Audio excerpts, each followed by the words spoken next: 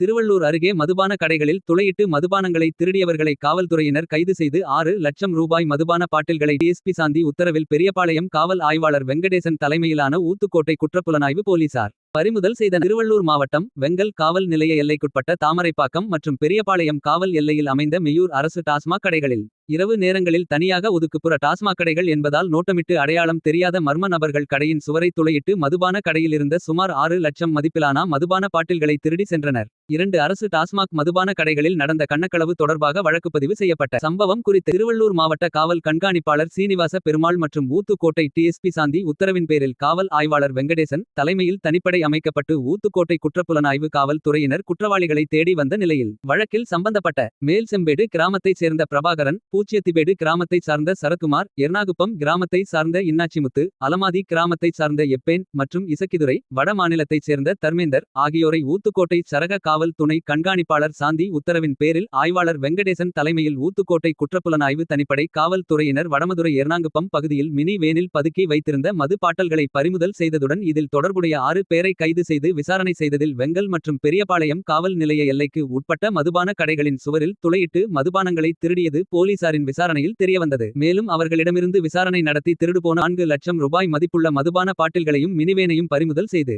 கைது செய்த 6 பேரின் மீதும் வழக்கு பதிவு செய்து நீதிமன்றத்தில் ஆஜர்படுத்தி சிறையில் அடைத்தார்.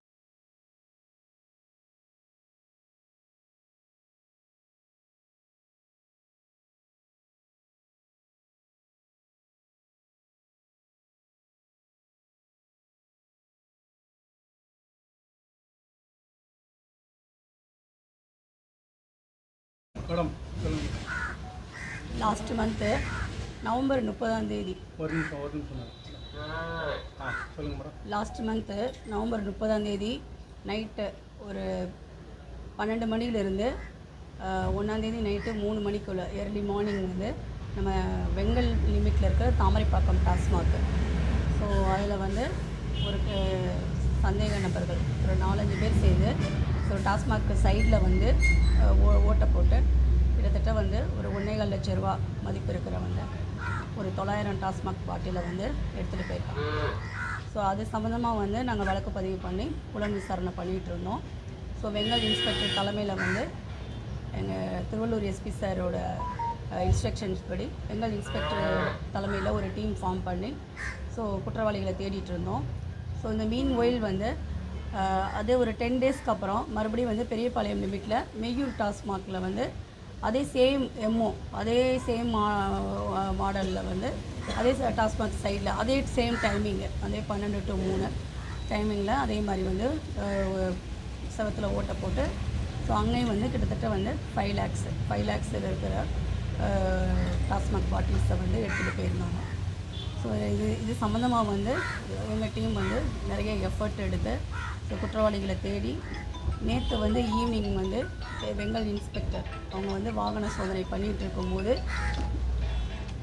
பொலிரோ தோஸ்து வெஹிக்கிளில் வந்து கொஞ்சம் டாஸ்மாக் பாட்டில் இருக்கிறத பார்த்துருக்காங்க.